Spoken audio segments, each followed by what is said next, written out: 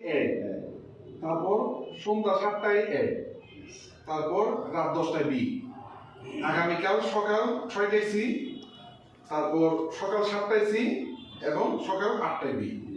প্রত্যেকটা বোতল খাওয়ার আগে ভালো করে নাড়বেন, ভালো করে ঝাঁকাবেন, হ্যাঁ ঝাঁকিয়ে ভালো মতো খাবেন।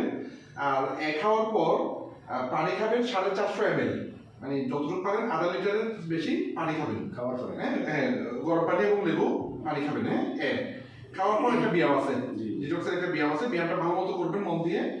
7টায় খাওয়ার পর আবার লেবু গরম পানি, আবার ব্যায়াম। আর রাত 10টায় হচ্ছে কি বি। বি খাওয়ার পর কোনো ব্যায়াম নেই, কোনো খাওয়া দাওয়া নেই, কোনো পানি নেই, জাস্ট বালিশ ছাড়া চিত হয়ে শুয়ে থাকবেন 2-3 ঘন্টা। হ্যাঁ এই হচ্ছে নিয়ম। এরপর আগামীকাল সকালে সি, সি খাওয়ার পর আবার পানি, কুসুম গরম পানি আর ব্যায়াম।